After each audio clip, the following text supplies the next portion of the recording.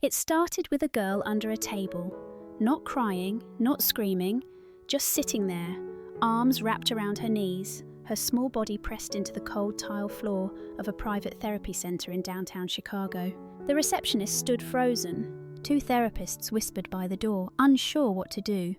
One of them reached for the emergency binder. Another checked the clock. It was almost 9 in the morning, and already the day felt broken. The child's name was Lyra, 8 years old, nonverbal, diagnosed with sensory processing disorder and selective mutism. She had been progressing until this week, but something, no one knew what, had triggered a shutdown. No one approached her, no one dared, until the janitor passed by. Theo was in his late 50s, a quiet man with calloused hands and soft footsteps. He carried a yellow mop bucket and a pocket full of broken things he had fixed over the years. Little toys, snapped zippers, even a rubber bracelet a child once left behind. He noticed her, but he did not speak. Instead, he knelt down a few feet away from the table and pulled something from his pocket, a piece of soft orange paper. He began folding it slowly, deliberately, without looking directly at her. His hands moved gently, like someone who had practiced 1,000 times before. First a triangle, then a wing, then another. He made a bird, an origami crane. He set it down on the floor and slid it forward just a little. Not too close, just enough. Then without a word, he began folding another. Lyra peeked, her eyes flicked toward him, then back to her knees, but she watched. The second crane appeared, then a third. A trail of paper birds now led toward her. From the second-floor observation room, Elise Harper, director of the centre and Lyra's mother, watched the scene unfold on the security monitor. She stood frozen. No therapist had reached her daughter like this, not once. Downstairs, the paper birds kept forming. Theo's hands never stopped moving. And finally, the fourth crane paused halfway between them. A small hand emerged from under the table. Lyra reached out, slowly, carefully. Her fingers trembled as they picked up the orange bird. Theo did not react, he simply made one more. And then, for the first time in 2 weeks, Lyra made a sound. Not a word, just a whisper. A single breath that cracked the silence. Pretty? Upstairs, Elise covered her mouth, her eyes filled. Downstairs, Theo just smiled, barely. Then he gathered his tools, stood up, and walked away like nothing had happened. He did not know someone had been watching. He did not know everything was about to change. Elise Harper had seen hundreds of breakthrough moments over the years, but never one like this, not with her own daughter. She watched the janitor disappear down the hallway, mop bucket rolling behind him like an old, faithful dog.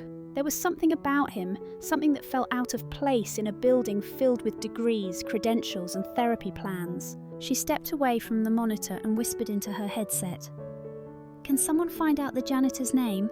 Later that day, Theo was back in the hallway outside her office, fixing a jammed automatic door. His shirt sleeves were rolled up, his toolbox sat open beside him, and a lunch wrapped in wax paper peeked out from underneath. Elise opened the door. "Mr. Theo, is it?" He looked up, startled. "Yes, Mum. I saw what you did this morning." He froze, screwdriver still in hand. "I did not mean to interfere. I can stay out of the therapy area if that's a problem." "No," she said quickly. "That's not what I meant." She paused, unsure how to continue. "What you did with the birds, how did you know that would reach her?" Theo straightened slowly. "My daughter used to fold them. When she was nervous, I guess I just remembered." "Is she—" Elise stopped herself. Theo nodded once. "She passed 5 years ago." Silence fell between them, not awkward, just heavy, human. Elise's voice softened. "I'm sorry." He nodded again. "Thank you." She hesitated, then asked, "Would you be willing to come upstairs just for a few minutes? Lyra's been asking for the Birdman. She has never asked for anyone." Theo blinked. "I can try." Upstairs, Lyra sat in a sunlit room filled with puzzles and books she never touched. She looked up as they entered, clutching one of the orange cranes. Her face lit up, not with joy exactly, but with recognition. Theo sat down across from her on the floor, letting his back rest against the wall. He pulled out another square of paper and began folding. Lyra scooted closer. She did not speak, but she handed him a crumpled napkin, as if to say, "Use this instead."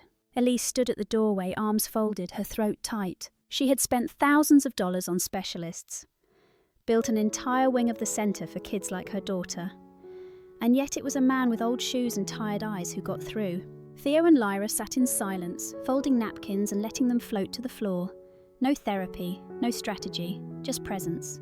And for the first time in a long time, Elise did not feel like the director of anything. She felt like a mother. That evening, Elise sat alone in her office with the lights dimmed and the city buzzing outside her window. She kept glancing at the screen, watching the playback of that quiet room upstairs, watching her daughter fold napkins beside the janitor. Lyra was not just calmer. She was different, more present, like something had cracked open and the light was finally getting in.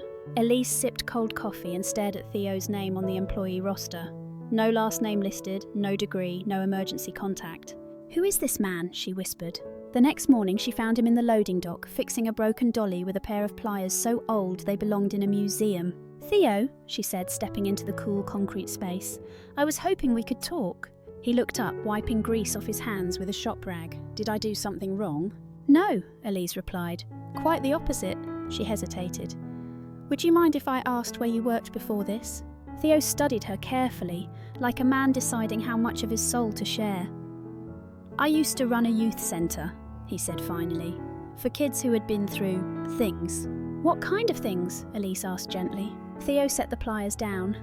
Abuse, abandonment, addiction at home. Some of them were just angry all the time. Some never spoke, kind of like Lyra. Her breath caught. "How long did you do that?" 15 years, until funding was cut, place closed down, I never went back. She took a step closer. "Why janitorial work?" Theo shrugged. "Something quiet, something I could fix." He gave her a half smile. "Most things do not yell when you clean them." She chuckled softly, but there was an ache behind it. "What happened to your daughter?" He hesitated, then said quietly, "Her name was Naomi. She had leukemia. We used to fold birds in the hospital. Said they gave her something to believe in. When she passed, I stopped folding." "But you folded for Lyra." He looked down. She reminded me what it felt like to be needed, even just for a moment. The silence that followed was tender, reverent. Elise felt something shift inside her. Not pity, respect. This man had no framed degrees, no published articles. But he carried something more valuable. He had sat with grief and not let it destroy him. He had made peace with silence. And somehow, that made him the one person her daughter trusted. It was a Thursday when Lyra refused to eat, again. She sat at the kitchen table, her head tilted to one side, staring at the plate in front of her. Elise tried all the old tricks, cut the carrots into hearts, added ranch dressing, played soft music in the background. Nothing worked. "She just doesn't want to," Elise said aloud, though no one was there to hear it. Her voice trembled anyway. Then a knock, and a voice. I was passing by, thought I heard something. Theo stood at the open door, holding a lunch bag and a small blue box. "You cook?" Elise asked, surprised. He nodded. "Used to. Naomi loved grilled cheese." Lyra looked up at the mention of the word cheese. It was almost imperceptible, but her eyes shifted, like they were trying to focus. Theo sat down across from her and pulled out a thermos. Slowly, carefully, he poured a small amount of creamy tomato soup into a mug and slid it across the table. Then he unwrapped half a grilled cheese sandwich and set it next to it. No pressure, no questions, just there. Lyra sniffed the sandwich, then picked it up, then took a bite. Elise watched, stunned, as her daughter chewed slowly, her eyes not leaving Theo's. "She has not eaten dinner in 4 days, Elise whispered. "She was not hungry for food," Theo said softly. "She was hungry for safety." Those words echoed through the room. Elise sat down at the table and put her head in her hands. "I do not know how to reach her anymore," she said. "I built a life around helping children, but I cannot even help my own." Theo didn't offer advice. He just opened the blue box. Inside were 2 paper birds, one orange, one soft grey. "I made these last night," he said, "for Naomi's birthday, but I think they belong here." Lyra reached for the grey one and cradled it gently in her palm.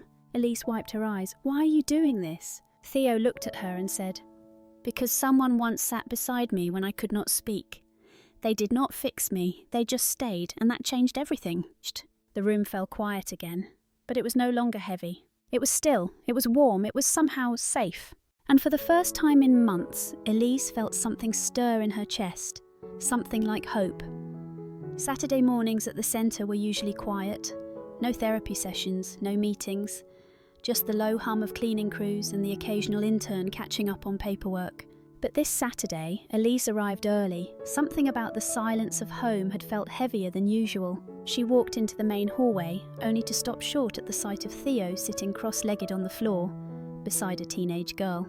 She was maybe 15, long braids, soft eyes, denim jacket covered in little enamel pins.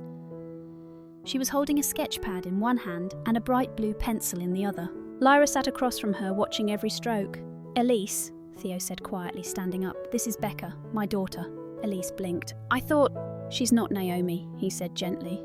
"She's Naomi's sister, my stepdaughter, Naomi's best friend in the world." Becca offered a shy smile. "I heard about Lyra," she said. "Dad told me she folds birds." Lyra didn't say anything, but she inched closer, just a little. Becca turned the sketch pad around. It was a drawing of Lyra, sitting under a tree, surrounded by paper cranes and sunlight. Lyra reached for it, then hesitated. Becca nodded.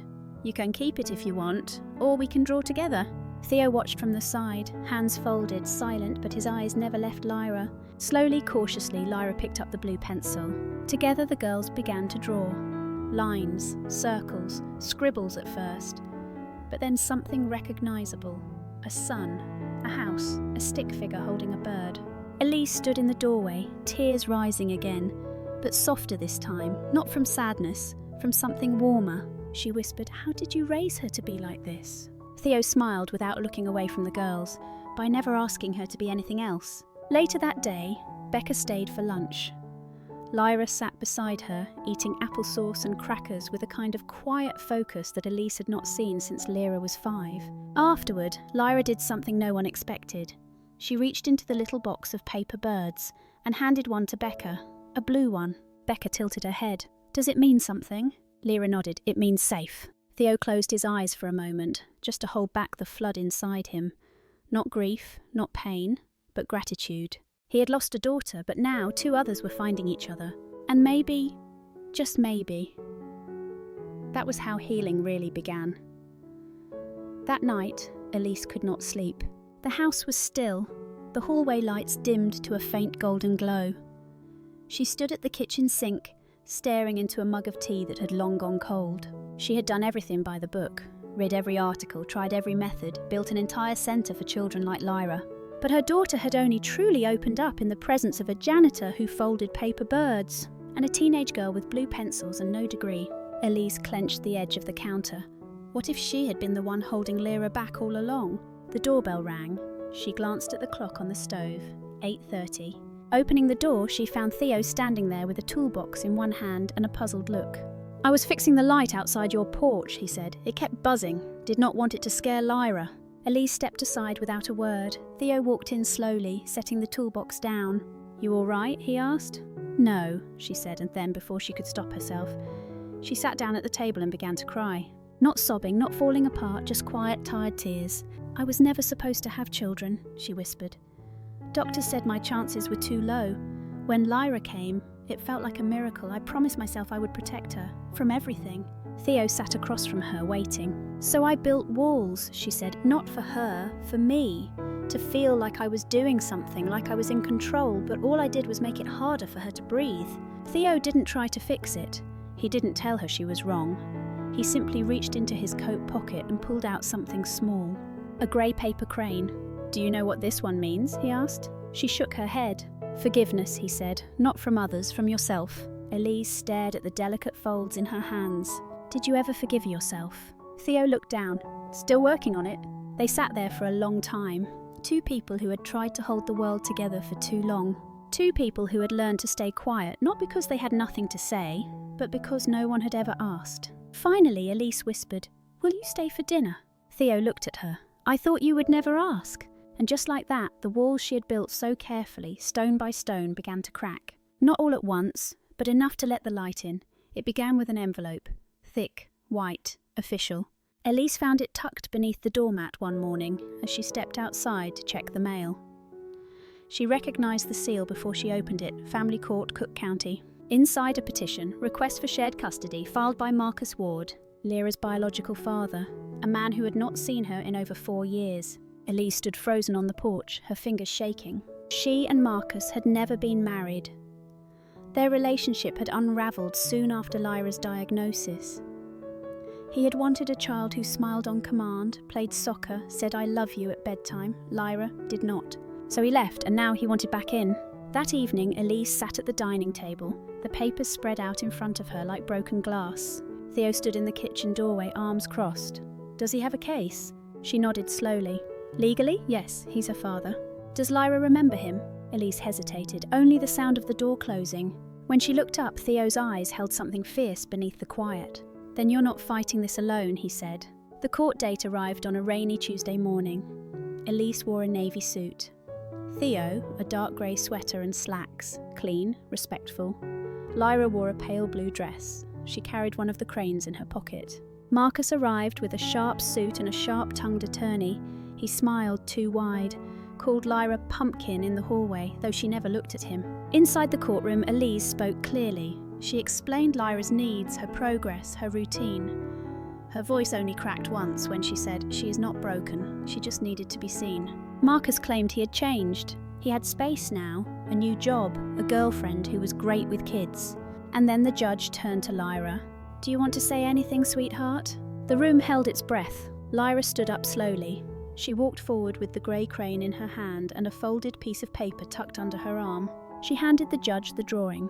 A house, a tree, 2 girls, 1 man, 1 woman, a dog that did not exist, but somehow belonged.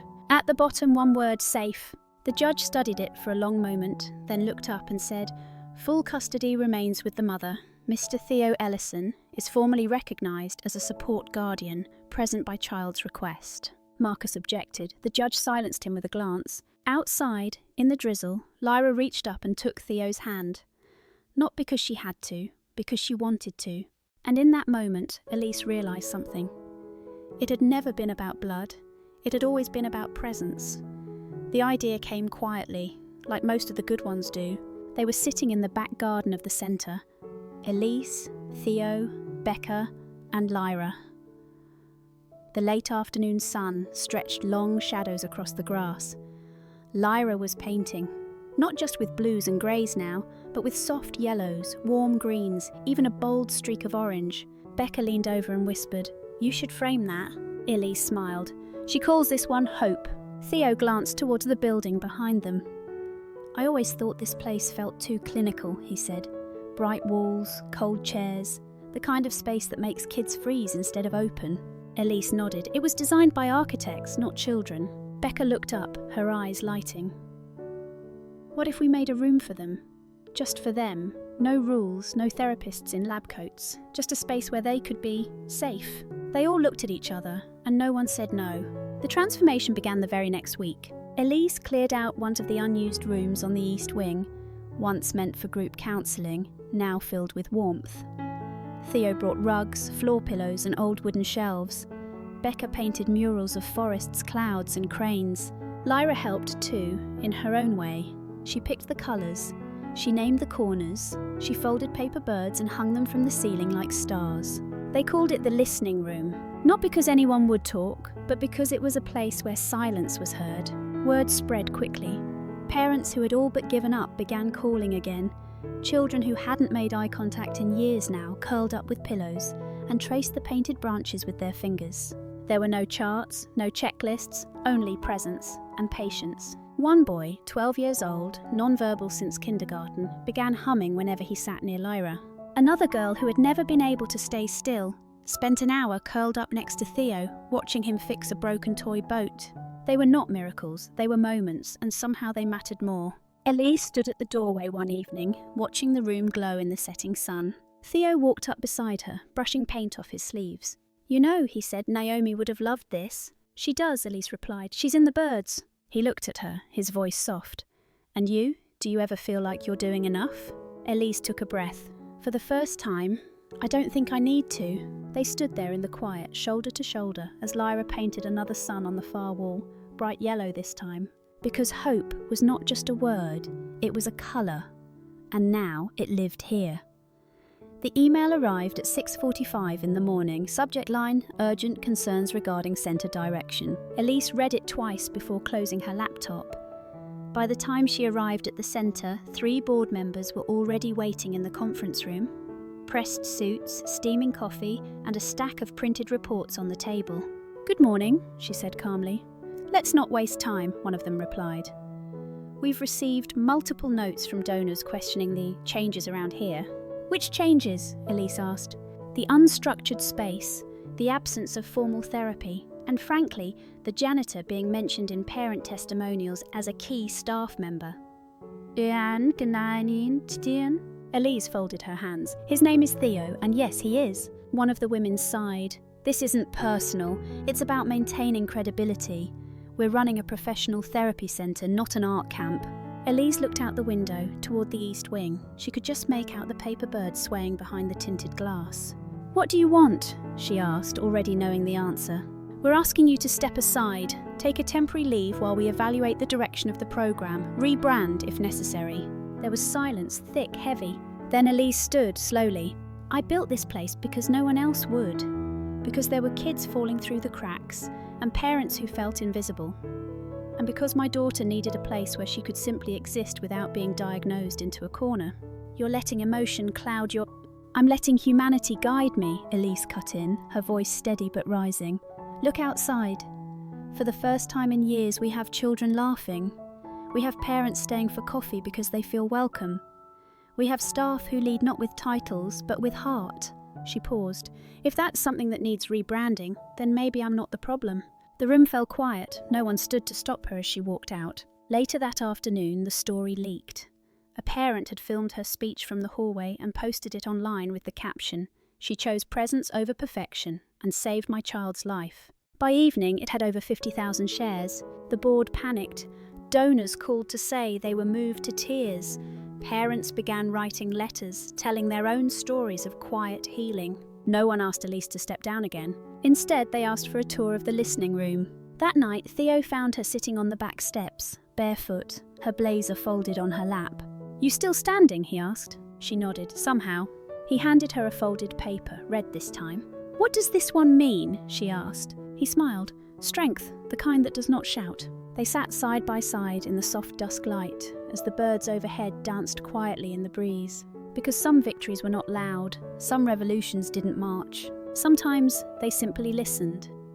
It was a Friday evening when they set the table on the rooftop. The city pulsed below, horns, sirens, soft jazz spilling from windows. But up here, above it all, there was only warmth. A string of fairy lights stretched across the railings, flickering against the brick. A folding table held chipped plates, 3 mismatched chairs, and a small portable speaker humming old soul music Theo liked. Elise brought a pasta salad in a glass bowl. Becca carried paper cups of lemonade. Lyra walked slowly behind them, holding a folded napkin with something wrapped inside. Theo was already there, setting down a tin of baked chicken wings, Naomi's favourite. No one talked about milestones, no one used the word progress. They just were. Becca told a story about her art teacher mixing up her final project with someone else's and giving her an A by accident. Elise laughed so hard she nearly spilled her drink. Lyra watched the whole thing with wide eyes, then leaned toward Theo and whispered, "This is nice." He nodded, his throat tightening. "Yes, it is." After dinner, as the sun dipped behind the skyline, Lyra opened the napkin. Inside was a single paper crane, this one yellow, the colour of the sun. She placed it in the centre of the table. "I made this one," she said. Everyone froze. Her voice was clear, soft, steady. Elise blinked back tears. "What does it mean?" Theo asked gently. Lyra looked at him. "Home." And in that moment, Theo felt something unbend inside him, something he had not known was still curled into itself. He thought of Naomi, of the hospital, of the empty chair at his kitchen table for all those years.